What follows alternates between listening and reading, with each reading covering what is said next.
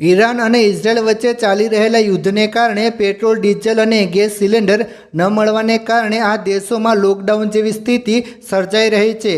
Petrol, diesel ભરાવવા માટે નિયમો લાગી રહ્યા છે। શાળાઓ અને ઓફિસોમાં રજાઓ જાહેર કરવામાં આવી રહી છે। આ 5 દેશની હાલત અત્યંત ગંભીર છે।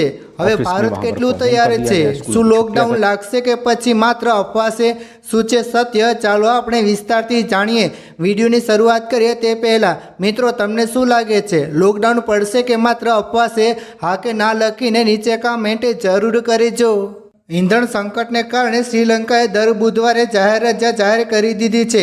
શાળા, કોલેજ અને ઓફિસોમાં અઠવાડિયામાં માત્ર 4 દિવસ જ કામ થઈ શકશે। જો કે તેની અસર આરોગ્ય અને ઇમિગ્રેશન ઓથોરિટી જેવી આવશ્યક સેવાઓ પૂરી પાડતી સરકારી સંસ્થાઓ પર નહીં પડે। આટલું જ નહીં, ગાડી એક સમયે માત્ર 15 લીટર અને બાઇક, સ્કૂટીમાં 5 લીટર જ તેલ પુરાવી શકાશે।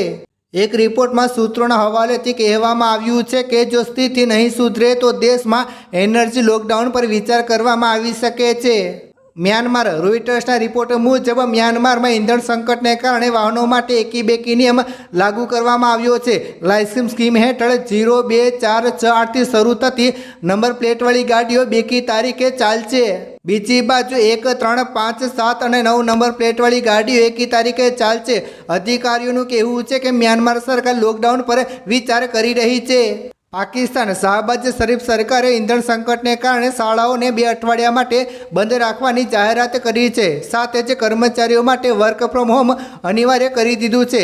સિંહના local government minister Nasir Hussain શાહે કહ્યું છે કે ઈંધણ બચાવવાના ઉપયોગ તરીકે સરકાર સ્માર્ટ લોકડાઉન લાગુ કરે તેવી શક્યતાઓ વધી રહી છે। બાંગ્લાદેશમાં પણ સ્થિતિ ખરાબ થઈ રહી છે। દેશમાં પેટ્રોલની કિંમત 300% પ્રતિ લીટરને પાર કરી ગઈ છે। લોકો કલાકો સુધી લાઇનમાં ઊભા રહીને પેટ્રોલ પંપ પર ઈંધણ પુરાવી રહ્યા છે। ઘણા પેટ્રોલ પંપ પર બંધ થઈ ગયા છે। વીજળીના ભારે કાપથી શરૂઆત થઈ ગઈ છે। શાળાઓમાં રમજાનથી જ રજાઓ આપી દેવામાં આવી ગઈ છે।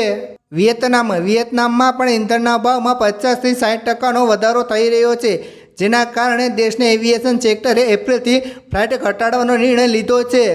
તમામ ઓફિસોમાં વર્ક ફ્રોમ હોમ કરી દેવામાં આવ્યું છે। બિનજરૂરી પ્રવાસો પર પ્રતિબંધ લગાવી દેવામાં આવ્યો છે। એક અધિકારીએ જણાવ્યું છે કે જો સ્થિતિ નહીં સુધરે તો લોકડાઉન લાદવા પર વિચાર થઈ શકે છે। ભારત, વડાપ્રધાન નરેન્દ્ર મોદીએ શુક્રવારે રાજ્યોના મુખ્યમંત્રીઓ સાથે બેઠક કરી હતી। આ દરમિયાન તેમણે સ્પષ્ટ કરી દીધું છે કે દેશમાં કોઈપણ પ્રકારનું લોકડાઉન લાગુ કરવામાં આવશે નહીં। આપણે એક ટીમની જેમ કામ કરવું પડશે અને કોવિડ-19ની જેમ આ મુસીબતનો સામનો કરવો પડશે। તેમણે મુખ્યમંત્રીઓને પણ કહી દીધું છે કે પેટ્રોલ, ડીઝલ અને એલપીજી ગેસની પૂરતી ઉપલબ્ધતા છે, બસ સંગ્રહખોરો પર નજર રાખો।